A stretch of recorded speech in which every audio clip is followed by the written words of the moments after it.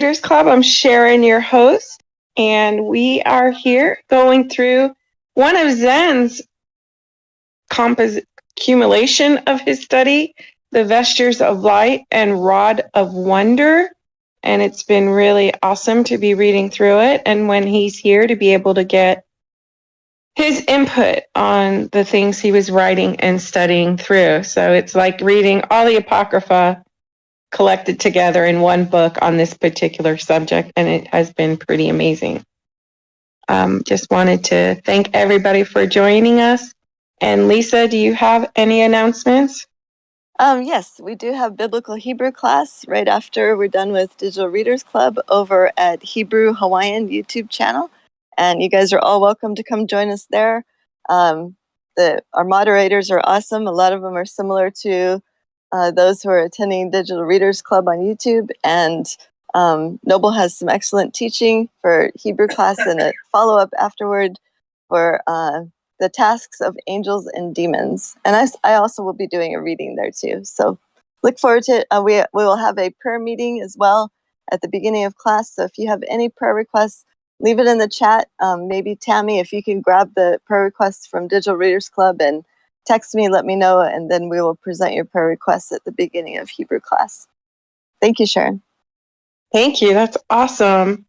And normally we spend the first few minutes getting caught up with each other, then we'll read, and then we'll have discussion afterwards. And it's good to see everyone, Brick, Clark, Tavo, and of course Lisa and Noble. Yeah, good to see you too, Sharon. How are you doing? Doing good. Tired. Didn't get much rest last night. Oh, okay. Yeah. Pain was high. Oh, yeah, that's rough. That's really rough to sleep when you're in pain. Yeah. Well, you're on our prayer request list. So Thank you. we've been praying for you. I just wanted to get a little update. Hey, Clark, how you doing? I'm good, Lisa, Sharon, Dave, and Brick. Can you guys hear me okay? Yes, sir. Great. Yes. It's good to be here. Sorry, I'm sure you heard that. I'm in my garage. I'm sorry. That's okay. That's no worries. Well, good to hear you're doing good. Yeah. Glad to be here for another one. Loving the text, just like you guys. Oh, yeah. It was awesome to see you guys kind of in person through the live streams from the conference.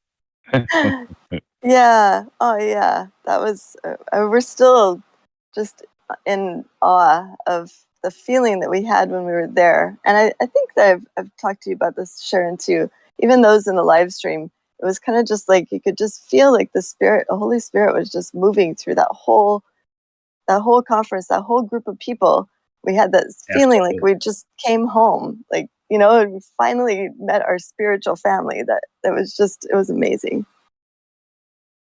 Yeah, I could see you at the table in the back, and I was like, I should be there sitting next to her. Yeah, well, you will be in the future. I know you will be. It's so cool to have people gather together and everybody be in one accord, and just let the Ruach move throughout that whole weekend. It was an amazing thing to be a part of. I know, and poor Joy and just Justin. All you can do is see them running back and forth like little bees. Well, next time, they've already talked to us. Noble will have a task the next time we're there, so they don't want to have to run back and forth so much. Good. You can do Master of Ceremonies, I think is what we were talking about. Nice. Oh, he fits that really well. Yeah. Yeah. Clark and I will just sit in the background and twist our mustaches. That'll be good. I think that's a good way of describing it, Lisa, because really that's how I feel.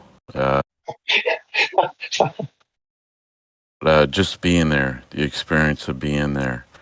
And, I think it's a testament to the hospital workers. The hotel workers, sorry. And, it's funny, but along those same lines, as I was, spending a few days there, going up and down the elevator at times to back down. I was approached like a minimum of 3 times by girls, and they were always with their man, right? But Wow. they wanted to know, hey, are you part of this conference?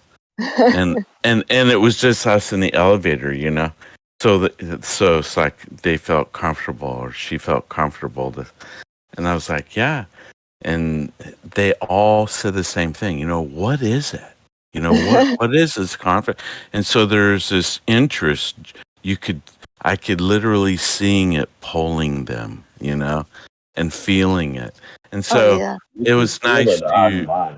yeah, you could feel the vibe. You could pick up on it, and Yeah. it's like a sweet aroma. That's how I would describe it. That is so cool. Right. Yeah. So That's I thought that was a testament too, because really ultimately, that's the goal. That's what we want, right? I mean, that's part of yes. the goal.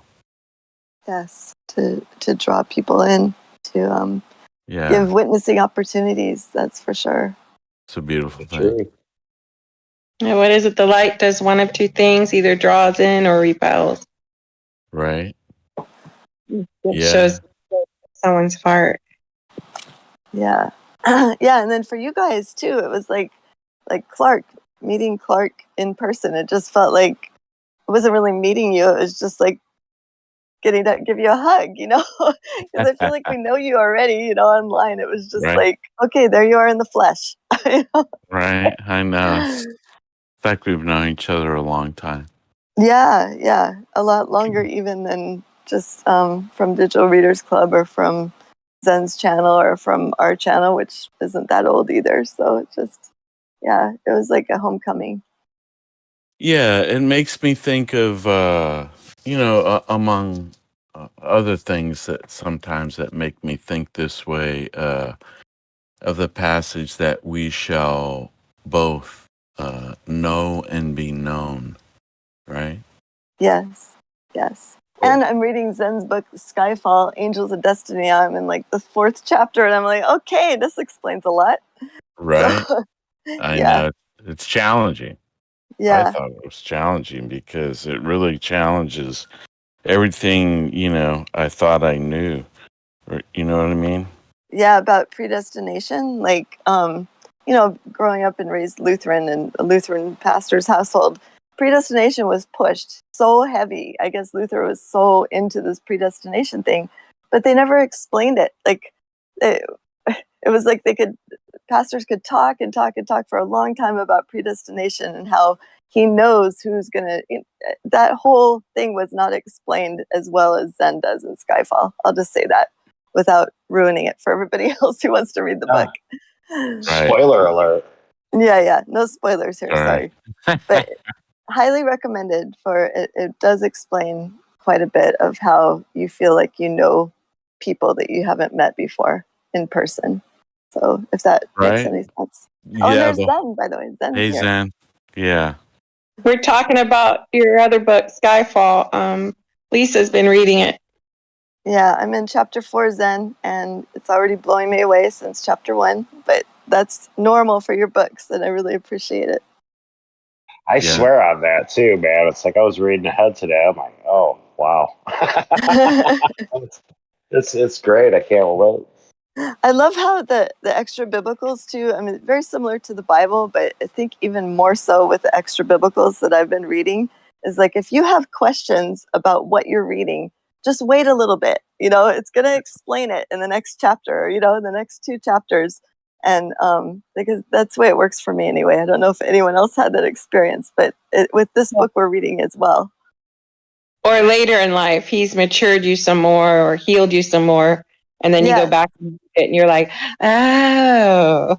Yeah, exactly. Like after reading as many extra biblicals as I have just in the past 5 or 6 years, it's like going back and reading the Bible, everything makes much more sense now. It's not, and you got to take every single verse because all the words that are in there are in there for a reason. And when you go back to the original language, then you can decipher and you can and use, and the Holy Spirit will give you that discernment, and just makes so much more sense than all the times I've read through the Bible before. And at that note, I just want to do a quick mic check because it is 7:11. Davo? Hey, good evening. How is Hi, it? Devo. Good What's evening. happening? The mic is just a little low. July. Yeah, Have we I, can hear have I you. been You sound very far away. He kind of is. I know. He's further away than I am. Yeah, that's far. how's that? Is that any better? Yeah, that's a bit better. Zen?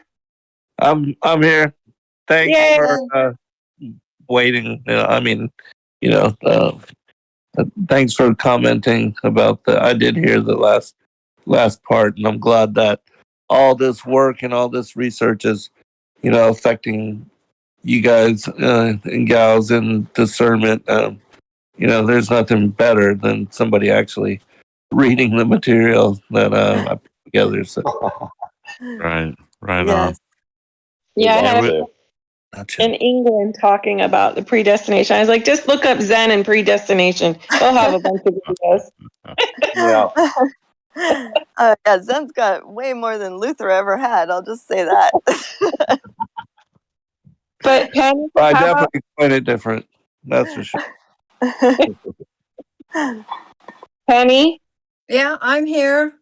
Okay, Just good. listening to you. Oh, I'm reading the Kebra Nagast, and wow, it's interesting. All about Hi, the Queen of Sheba and so on. hi, Yeah. Penny. Hi. No, I can't. I'm looking at my iPhone and trying to find the reading, but I don't know if it's up yet. Is it? We can send you, I'll send you a link, or Lisa, we can post it in the chat, Digital Reader Club chat. And Tammy, I'm sure, will post a link to the Sacred Word Publishing reading site on That's the on here already. chat and YouTube. And yeah, and then we are starting in chapter 13, where the wish expressed by Moses was not honored. Okay. Thank you. Lisa, do you know what page that is? It should Page pop up right away. 178. Oh, there we go. Okay, I got it. Yahoo! What did you say, Rick? Page 178, Okay. Oh So third no, paragraph, it's not right? it. we will just go ahead and start reading right now, and then we'll pray after, because we kind of gabbed a little bit. So go ahead, Rick. Okay. The wish expressed by Moses was not honored. The slaying of the Egyptian remained no secret, and those who betrayed it were Israelites: Dathan, Abram, the sons of Palal, of the tribe of Reuben, notorious for their infantry of Contentiousness. contentious. Thank you. The day after the thing with the Egyptians happened, the two brothers began a malice forethought to scuffle with each other, only in only in order to draw Moses into a quarrel and create an occasion for his betrayal. The plan succeeded admirably. Seeing Dathan raise his hand against Abram to deal him a blow, Moses exclaimed, "Oh, thou art a villain, to lift up thy hand against an Israelite, even if he is no better than thou."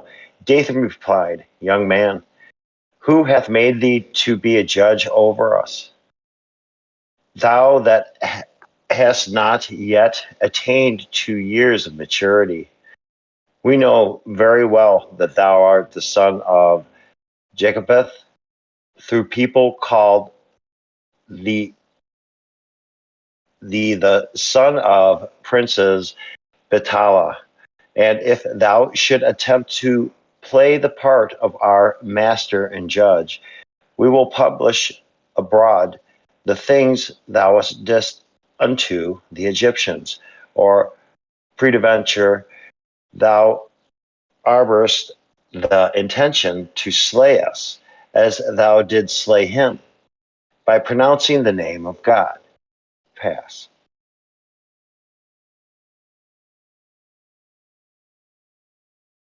Not satisfied with these taunts, the noble pair of brothers betook themselves to Pharaoh and spoke before him.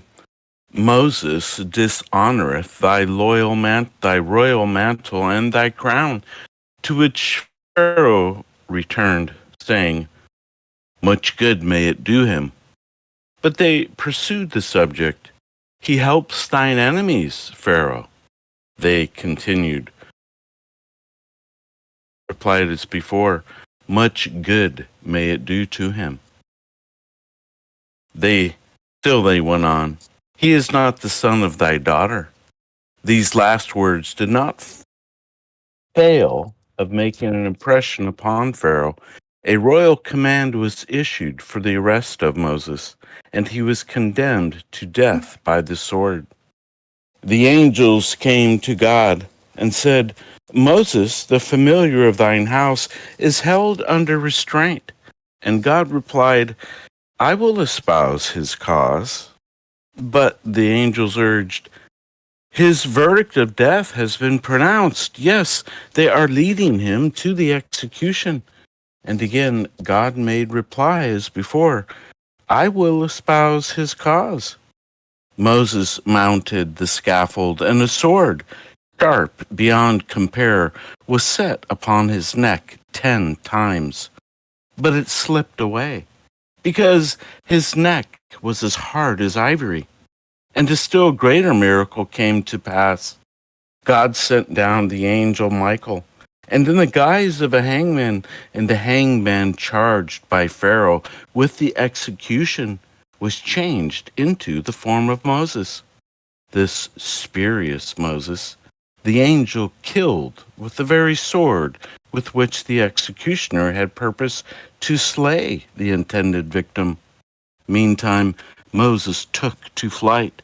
Pharaoh ordered his pursuit, but it was in vain.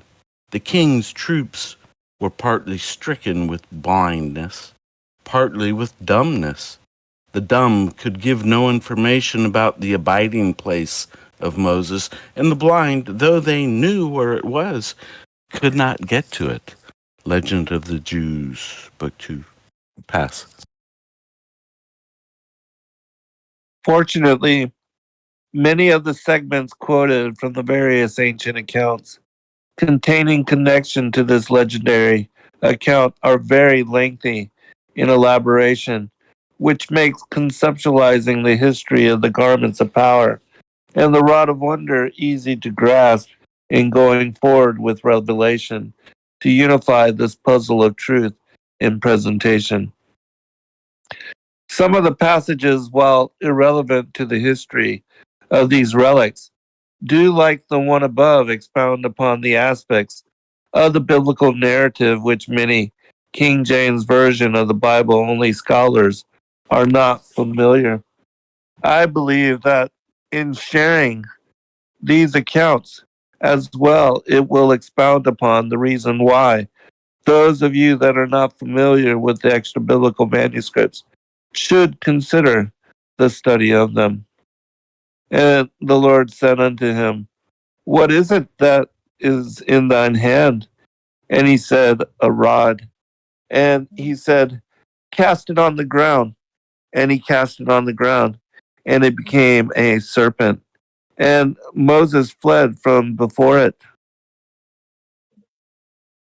And that became, and thou shalt take this rod in thine hand, wherewith thou shalt do signs. And Moses took his wife and his sons and set them upon an ass, and he returned to the land of Egypt. And Moses took the rod of God in his hand. And Moses said unto Joshua, Choose us out men and go out, fight with Amalek tomorrow. I will stand on the top of the hill with the rod of God in mine hand. Exodus 4:2-9. This passage from the King James is one of the very few canonical references which directly relates to either the garments of power or the rod of God. As mentioned previously, with the elaboration of the extra biblical manuscripts, one can review the traditional narrative related to these items in the King James Version and see that the history of these objects is encoded into the modern translations. However, elucidation of how these items inflected their influence upon the lives of the patriarchs and the nations of the world is greater emphasized with other apocryphal materials, of which the world is less familiar. And Israel sighed, and their groaning went up, and there arose a Pharaoh from Kittim, whose name was Atiri. And Moshe kept the flock of Jethro, and he came to Mount Horeb. On the 15th day of the third month, on the fourth, God fulfilled the covenant which he made with the meritorious ones. The rod of Adam and his clothes were given to Moses on that day. And this is the word which is said, and this is a sign to thee. On the fourth, he showed himself to Moshe. On the first, he went down to Egypt, and God said to Aaron, go and meet thy brother. He went and met him, and they both went up to Egypt, and they made the signs before the Israelites. On the third, they went to before the Israelites. On the third, they went to Pharaoh. On the fifth, Thursday, they smote the river. All the judgments were enacted within 9 months. On the fifth, Thursday, they went out of Egypt. And at the sixth hour, they went out in the sight of all Egypt. At the going out of the Sabbath, they passed through the divided sea. On the third, Tuesday, the waters of Marah were sweetened, and God showed him that rod by which he smites and heals. On the sixth, they gained the victory over Amalek. On the fourth, God called him up to Mount Sinai. The Assater, chapter 3, 19-34.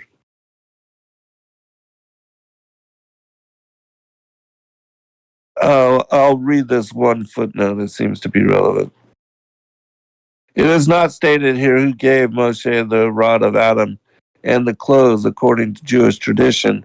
The rod was in the house of Pharaoh left by Joseph and taken by Jethro and planted in his garden where Moshe found it. See the above literature on the rod of Moshe. As for the clothes, Adam gave them to Enoch, Noah, and then they came to Ham, and from him to Nimrod. Thus far, the Pirkei Rabbi Eliezer, it just mentions other quotes from which this knowledge came to light. One last passage here, then I'll pass it. Oh, actually, these are footnotes, so I'll just pass and we'll begin on the next paragraph while the preceding passages. Okay, Devo, did you want to read next before we do? No, thank you. Sorry, Dave, I didn't think we could hear you.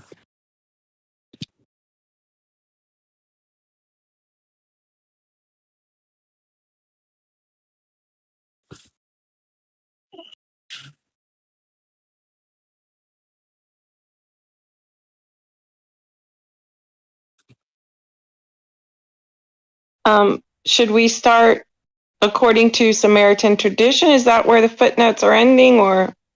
After 40. After 40. Okay. So while the preceding passages begin there. Okay. Should I keep going then? I don't think we can hear Devo. Yeah, I think you should. Okay. Yeah.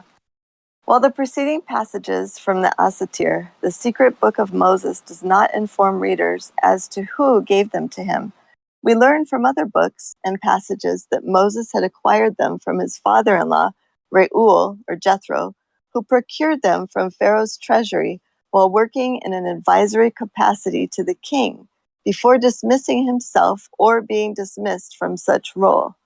The variation, of course, depends on what story one is reading. However, without a doubt, we learn from the relation of multiple witnesses from multiple ancient accounts that the rod of God played a most prominent role in Moses' marriage to Zipporah, the eldest of Jethro's 7 daughters. Chapter 14, Jethro, Moses, and Zipporah. One of the 7 maidens whom Moses saw at the well attracted his notice in particular on account of her modest demeanor, and he made her a proposal of marriage. But Zipporah repulsed him, saying, "My father has a tree in his garden, with which he tests every man that expresses a desire to marry one of his daughters, and as soon as the suitor touches the tree, he is devoured by it." Moses, "Whence has he the tree?" Zipporah, "It is the rod that the Holy One, blessed be he, created in the twilight of the first Sabbath eve, and gave it to Adam. He transmitted it to Enoch. From him it descended to Noah, then to Shem and Abraham and Yitzhak, and finally to Yaakov, who brought it with him to Egypt and gave it to his son Joseph. When Joseph died, the Egyptians pillaged his house, and the rod, which was in their booty, they brought to Pharaoh's palace. At that time, my father was one of the most prominent of the king's sacred scribes, and as such, he had the opportunity of seeing the rod. He felt a great desire to possess it, and he stole it and took it to his house. On this rod, the ineffable name is graven, and also the 10 plagues that God will cause to visit the Egyptians in a future day. Pass. I'm going to pass too. So the next one, go ahead after me. Okay. Sharon. For many years it lay in my father's house. One day he was walking in his garden carrying it, and he stuck it in the ground. When he attempted to draw it out again, he found that it had sprouted and was putting forth blossoms. That is the rod with which he tries any that desire to marry his daughters. He insists that our suitors shall attempt to pull it out of the ground, but as soon as they touch it, it devours them. Having given him this account of her father's rod, Zipporah went home, accompanied by her sisters, and Moses followed them. Jethro was not a little amazed to see his daughters return so soon from the watering troughs. As a rule, the chicanery they had to suffer from the shepherds detained them until late. No sooner had he heard their report about the wonder-working Egyptian than he exclaimed, "Mayhap he is one of the descendants of Abraham, from whom issues blessings for the whole world." He rebuked his daughters for not having invited the stranger that had done them so valuable a service to come into their house, and he ordered them to fetch him in hope that he would take one of his daughters to wife. Moses had been standing without all this time and had allowed Jethro's daughters to describe him as an Egyptian, without protesting and asserting his Hebrew birth. For this, God punished him by causing him to die outside of the promised land. Joseph, who had proclaimed in public that he was a Hebrew, found his last place in the land of the Hebrews. And Moses, who apparently had no objection to being considered an Egyptian, had to live and die outside of that land. Zipporah hastened forth to execute her father's wish, and no sooner had she ushered him in than Moses requested her hand in marriage. Jethro replied, "If thou canst bring me the rod in my garden, I will give her to thee." Moses went out, found the sapphire rod that God had bestowed upon Adam when he was driven forth from paradise, the rod that had reached Jethro after manifold vicissitudes, and which he had planted in the garden. Moses uprooted it and carried it to Jethro, who conceived the idea at once that he was the prophet in Israel, concerning whom all the wise men of Egypt had foretold that he would destroy their land and its inhabitants. As soon as this thought struck him, he seized Moses and threw him into a pit in the expectation that he would meet with death there. Pass.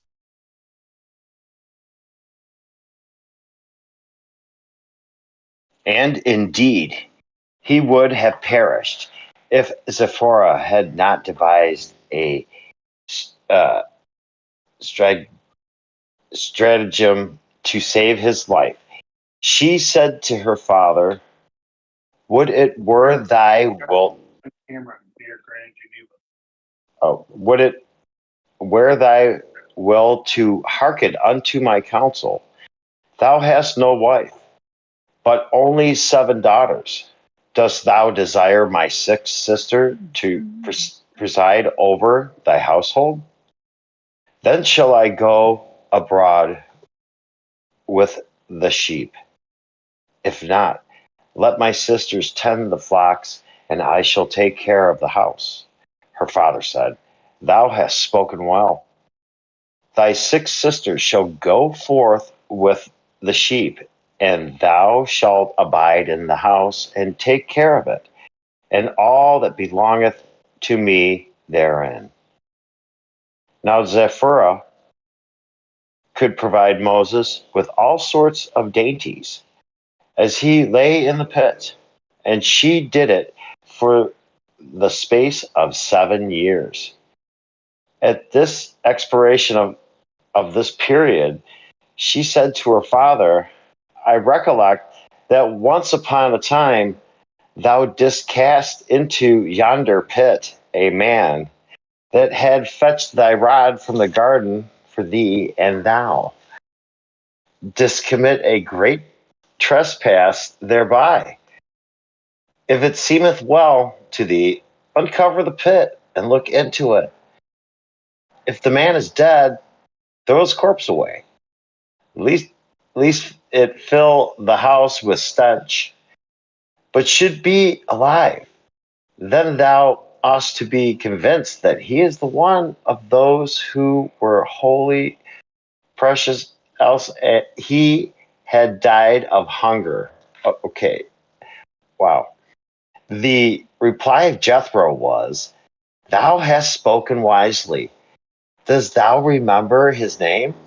And Zephyrah rejoined, "I remember he called himself Moses, and the son of Aram." Jethro lost no time. He opened the pit and called out, "Moses, Moses, Moses," replied and said, "Here I am." Jethro drew him up out of the pit, kissed him, and said, "Blessed be God, who guardeth thee for 7 years in the pit. I acknowledge that he slayeth and revived, that thou art one of the holy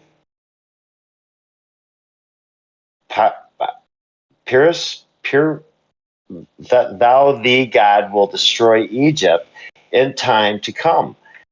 Lead his people out of the land and drown Pharaoh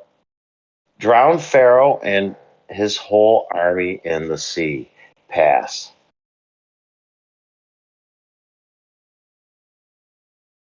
Thereupon Jethro gave much money to Moses, and he bestowed his daughter Zipporah upon him as wife, giving her to him under the condition that the children born of the marriage in Jethro's household should be divided into 2 equal classes, the one to be Israelitish, the other Egyptian. When Zipporah bore him a son, Moses circumcised him and called him Gershom, as the memorial of the wonder God had done for him. For although he lived in a strange land, the Lord had not refused him aid even there. Zipporah nursed her first child for 2 years, and in the 3rd year she bore a second son. Remembering his compact with Jethro, Moses realized that his father-in-law would not permit him to circumcise this one too, and he determined to return to Egypt that he might have the opportunity of bringing up his second son as an Israelite. On the journey thither, Satan appeared to him in the guise of a serpent and swallowed Moses down to his extremities. Zipporah knew by this token that the thing had happened because her second son had not been circumcised, and she hastened to make good the omission. As soon as she sprinkled the blood of the circumcision on her husband's feet, a heavenly voice was heard to cry out to the serpent, commanding him, "Spew him out." And Moses came forth and stood upon his feet.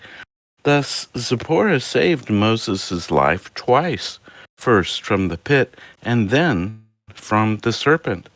When Moses arrived in Egypt, he was approached by Dathan and Abiram, the leaders of the Israelites, and they spake, "Comest thou hither to slay us? Or dost thou purpose to do the same with us as thou didst with the Egyptian?" This drove Moses straightway back to Midian, and there he remained for 2 years more, until God revealed himself at Horeb, and said to him, "Go and bring forth my children out of the land of Egypt." Legend of the Jews 4. Pass. One of the first sources I cited in the first chapter of this book from the Perkti Rabbi Eleazar mentioned in quotation how Yohei manifested several unique objects before even the foundations of the world for the benefit of his people, Israel. These objects would later play an important part in the unfolding lives of the patriarchs and the prophets in establishing them as a nation in covenant with the highest. A slight variation of the pre-mundane creation of these objects of significance can also be found paraphrased within the legends of the Jews and the legends of the patriarchs and the prophets. In these quotations, it is cited that 2,000 years before the foundations of the heavens and the earth, God manifests 8 objects together with heaven and the earth. God manifests 8 objects together with the Vestures, staff, and the well, which Ishmael's life would be preserved when banished by Abraham to the dry desert wilderness. Called Miriam's well, even though she is born 400 to 600 years after Ishmael's life was spared by it, and even very much later to the well's initial discovery by Abraham. Why it receives its name from the prophetess Miriam, the sister of Moshe and Aaron, is uncertain. However, it is known that Miriam foretold in vision that her brother Moshe would be appointed by Yahuwah the role of leadership in freeing, together with his brother Aaron, the Israelites' subjugation to Egypt. It was the encouragement of this prophecy that led to her father Amram's amendment of the prohibition for the men of Israel to refrain from laying with and conceiving children with their wives. In declaring this commandment, Amram was initially attempting to divert the suffering of his people, as Pharaoh had implemented a policy by which the males born of them would be drowned in the Nile River. Miriam's dream restored their hope for the birth of a leader, and the restriction and coupling was lifted with Amram's instruction to the rest of his people of his daughter's dream. It was that night that Moshe was conceived by their mother Jochebed, the wife of Amram. Miriam's well was originally the boundary marker which separated the host of Lot, the animals and pasture, from that of his uncle Abraham. It was also the place acknowledged by Laban and Jacob as the division between their properties and herds. Pass. Those less familiar with the apocryphal sources are probably unaware of the important role that Miriam's well played in bringing together and intertwining the lives of 3 of the most pivotal couples of Adam's ancestral line. This watering hole had a long history in nourishing the flocks of Israel's shepherds from Abraham to Moses, as I will relate in some of the following passages. However, what is more intriguing about its history and location is that it became the exact spot where Isaac, Yaakov, and Moses first laid eyes upon the women who would later become the future matriarchs of those born in connection to Messiah. 8 things were created on the second day, namely the well, the manna, the rod, the rainbow, the art of writing, the written characters, the garments, and the destroying spirits. 10 things arose in the thought of the Creator, namely Jerusalem, the spirits of the patriarchs, the paths of the righteous, Gehinnom, the waters of the flood, the second tables of the law, the Sabbath, the temple, the ark, and the light of the world to come. Perkdi Rabbi Eliezer. When Moses arrived in Midian, it was at this well that he halted for rest. It was here also, 300 to 400 years prior, that Eliezer encountered Rebekah when tasked by Abraham to search out an appropriate bride for Yitzhak. Abraham's trusted helper, Eliezer, first became acquainted with Rebekah's kindness, and showering her with golden bracelets, he met Laban and revealed to him the mission Abraham had tasked him in seeking an Israelite bride for Yitzhak to marry. Agreeing to terms, Rebekah accompanied him for a return journey back to his master's household. Pass. Okay, and we're going to stop right there so we can enjoy wonderful conversation and discussion on this. Does anybody have any insights or questions? Okay, don't all rush to speak at one time. I think what jumped out at me is the horrible but yet wonderful revelation that Jethro had as to who he was keeping in his prison for 7 years or something. I couldn't believe that. I was reading it. I was just like, I'm like getting flabbergasted. I never knew that about Moses. That's a long time to be in there, and Moses had just been king of Cush, I think, for 40 years in Legends of the Jews and in the book of Jasher. I believe it describes that whole reign that he had before he went to Midian and was thrown in Jethro's prison. Right. Yeah, that's a story as well. Because he did give up. He didn't want to be the master of those people, and he did not want to, to wed the wife of the king that had, that had led in that land previously. So that is also a very intriguing story. I mean, the whole, life of Moshe is a very interesting as far as the flight to Midian and that which took place leading up to his, because we see in the Hollywood in the movies, it's just he sees the burning bush and then he gets appointed, but he was already in and was protected even from the beginning of his birth. So the story of Moshe is very interesting and intriguing in how he was being prepared.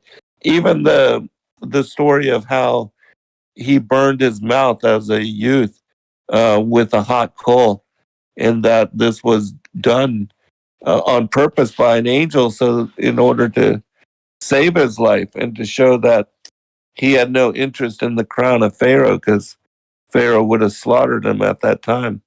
But these things are, again, the reason why I recommend that people read and study these varying accounts, because they do fill in the detail of so many aspects of so many of the patriarchs' lives, and it brings them to life in a way that you would not otherwise, become familiar. So, and I think those details are important.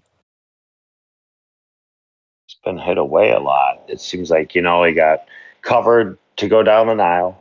Then they covered him again in the pit, Right. Yes. It's interesting. And then his neck was like ivory. Yeah, Like they that's couldn't even chop his head off. right. Yeah, that he was spared and protected in that regard as well. I mean, and then the whole story of the rod and the garments, um, as far as Jethro or Ruel, and how he was an advisor. And then he, in similarity, fled from Pharaoh and went eastward and ended up um, becoming the high priest there in Midian. And then, for Moses to follow in his trail in similarity, like 40 years later, which that is So how also, old was Moses when this all was kind of going on then? He was what's that? How old was Moses at this time? I mean, Well, he was young when he was in, as it said that in the story of Dathan and Abiram, when they accused him of killing the Egyptian, that he was still a youth, and that he was being raised in Pharaoh's household as the son of Bathsheba, the Bethia, the daughter of Pharaoh. Um, and so when he ran, he was still young. And then it speaks about like that 40 years or however long he ended up being in the previous, but I believe it has, an equivalence to the 40 years of wandering for the Israelites in the wilderness during their time when they made the golden calf and all that, and were then detained, and that generation was not allowed to go into the promised land. interesting. Yeah, it's fascinating. And the rod would just devour all these suitors. I mean, did they put signs up on columns back then that like beware of the rod that's in the garden? Right? You Yeah, know, I mean, Yeah, it's missing 411. We don't know where they went. No, that's but great. you notice there was something written on the rod. I think that's really interesting that yeah, the plagues were all on there. right. It seems kind of harsh to want to marry someone and you pull up the rod and get eaten by it. Yeah, Jethro's like, yeah, no, it won't bite you. Go ahead. Go ahead and grab it. Go ahead. Go ahead. You can do it. And now we know where the writer of the Sword of the Stone got their content. Right. Amen. It's kind of funny too because at the beginning of chapter 14, it says Zipporah repulsed Moses, even though he was immediately attracted to her, right, by her modest demeanor. He Uh-huh. made her a proposal of marriage, but Zipporah repulsed him right away, saying, "Oh man, you're going to be eaten alive in the Right. garden, by the big stick." I And don't even want to and get to know you. right. It's like the polar bear, drinking water, and the people are like, "Oh, he's so cute and fluffy," and he's like, "Come a little closer, come a little closer," and Right. so, but as I read this over and over, I think there's so much more to it. There's so many aspects of it, like you say, Zen. But I think something deeper there is like Zipporah and her dad both have knowledge beyond what the text is even telling us about this rod, Right. right? Yes. Yeah. Exactly. Like she knew he had to be in the pit for 7 years. Right. Right. Right? It's like Yeah. she knew that, and And and he went along with it, Right. right? And then right. and like, why does the text say? There's this hint here. I was looking for it. She also knew that her son had to be circumcised Right. to save Moses from that huge basilisk thing that would end up becoming another basilisk in Pharaoh's court, right? Yes. Right. So at the end of page 187, it says, "Now Zipporah could provide Moses with all sorts of dainties as he lay in the pit, and she did it for I the love space that. of 7 years. At the expiration of this period, she said to her father, I recollect that once upon a time thou didst cast into yonder pit a man, that thou had fetched the rod from thy garden for thee." Right? And he's like, "Oh, yeah, I totally forgot. So Mm-hmm. now that 7 years is gone, check it out." It's like, where did they get that information? How did they know Right. all that? Right. It reminds me. There's a video that just was recently put out, and it's called the prophecy of the return of Christ, something of thereabouts, and it speculates, as I do, that the generation finishing after the reestablishment of Israel, that it would be 2028, around 2030. But anyways, they speak about a day is as 1,000 years all throughout this video, and they talk about these 7 years and how the 7 years are a similar to the I 7,000 year saw that. duality. Yeah, it's a really incredible. Brick, if you can find the video and link it here in the chat, that would be awesome. But Oh, no problem. yeah, and if I do I was recommend, going to tell you about that too, because it's like a backwards. It's a countdown, yeah, right? exactly. Yeah, and it covers this same thing that we're talking about here. There's 7 years, and then after, and each is a day as 1,000 years, and how the 7,000 years, the second world age, that we have the 120 years that that says in the before the flood that he would give them a reprieve of 120 years, that this would be 120 jubilee cycles equaling 6,000 years, and then the 1,000 year of the millennial rest, and then there would be a return to an eternal age where there would be no more death, no more duality, no more suffering. The former things have passed away.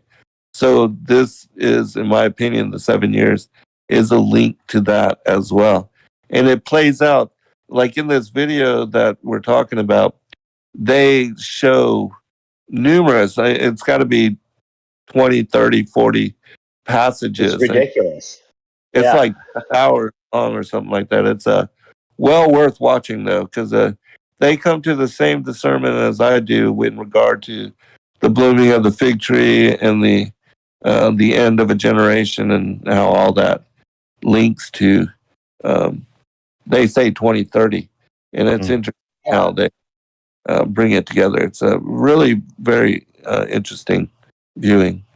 And how does that play out with the different numbers of saying when Christ was supposedly walked the earth, it was 5,500 years ago, not That five? that doesn't match as far as this particular. And again, I don't know how that exactly comes into play, but there does seem to be a teaching that is shown within the scriptures. And again, I don't know how this plays out according to the life of Christ, but there does seem to be the 7,000 year second world age duration, and that Yeah. the so that's what they're showing. They're not talking about the prophecy of his coming at that particular point or how it plays into the timeline. It just is speaking about this. A day is as 1,000 years, and how the second world age is this 7,000 year duration. Okay. It's so funny because I was laying. Oh, sorry. Oh, I was just going to say lots of sevens associated with Miriam's well. Yeah. And around it, like each story connected to it. There's sevens woven in. And 7 is also the number of completion. Like when Right. in the number of the Most High, because, the 7 colors of the rainbow, the 7 notes on a scale, things like that. So it is also the number of completion, which is interesting to consider as well. Yeah, everything's connected, brother. I just love Yeah, it. absolutely. I was just wondering hours ago what you thought about that. So thank you, Lord. I Yeah, praise the Most High. Yes. was like, I wonder what Zen thinks about this. You know what I mean? Because, it's like you're a lot of what I listen to. So, it's like all in that gamut. So I've always got that board that I'm marking. So, Well, it's very. interesting. Yeah, that's the way that the Most High works. Allowing us to answer each other in this kind of way, and it's confirmed witness. Well, I hope one day I can sharpen your sword as well as you've sharpened mine. That's all I can say. You do, brother. Just by sharing and being part of this fellowship, we're sharpening each other. So Thank you, sir. yeah, We are family. I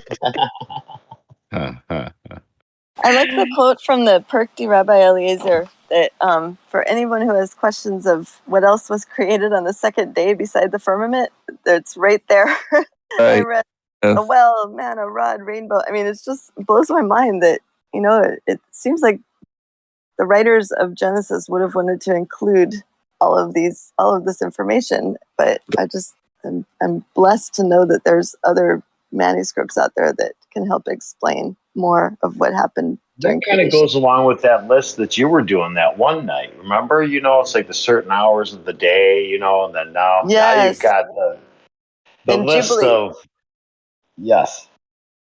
Yeah, That was exactly. very interesting. Jubilees has a lot of has all that information as well, and I love it when there's a confirming witness that kind of backs up, Yeah. the other texts. It's good to have two or three.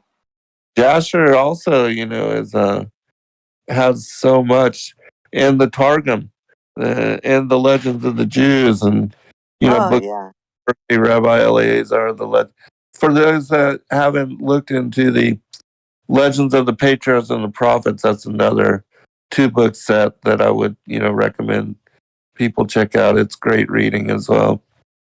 And the book of Moshe, the Assater, that's a good one as well.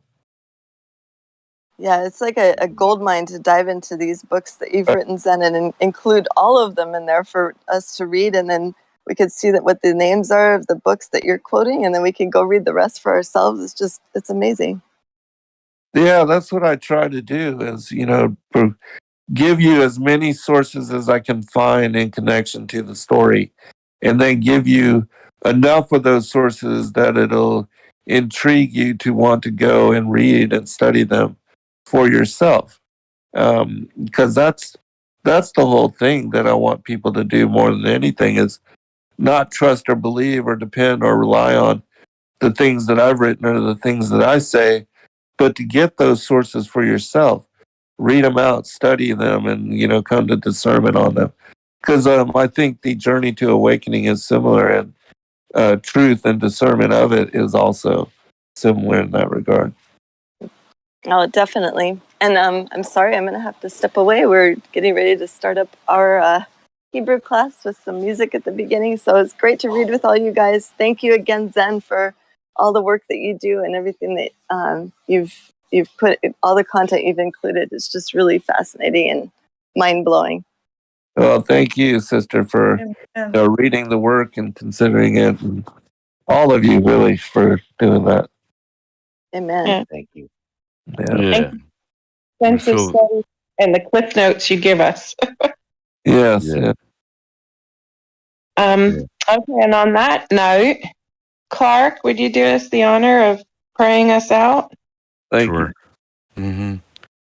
Father, we are grateful, and we're a needy people, and we recognize our need for you, not just daily, but every moment, every breath, every day. And we're grateful for this day. We know we're not promised tomorrow, but pray that you would fill our cups daily with what we need to remain faithful to you, Father, to see your hand in our lives, that we can express that to those around us. As the harvest ensues, may we have a part in the goodness that you are doing in all of creation. We're grateful and blessed beyond measure, and we're in awe of you, and we worship you at the foot of your only begotten Son and his blood that covers us. With great joy and gratitude, we express our thanks in going forward and your blessing over Zen and Sacred Word Publishing. We prayed in Yahushua's mighty name. Amen. And Amen. thank you again, everybody. Thank you, Amen. Aaron, for leading the group discussion. We appreciate you. Aw, Yeah. Thank you, yeah. Sharon. Shalom. Everyone. Good night, Zen. Shalom in your Love you all. home. Good night, everybody. Have a very Hey, you guys. Devo, Brick, love y'all. Love everyone. When Justin and As a bookstore for truth seekers, it's our goal to make ancient manuscripts which were once held captive by secretive institutions available for public consideration. In our generation, where wisdom has increased as Daniel the prophet foretold, we have access to many of the testimonies our early church brethren were persecuted for preserving. After being hidden for centuries, these manuscripts have been leaked from various sources throughout the earth, and it's our goal to gather these sources into printable form to make available for all who seek the ancient way. If you're looking to deepen your studies of the biblical narrative, find these ancient manuscripts and more at sacredwordpublishing.com.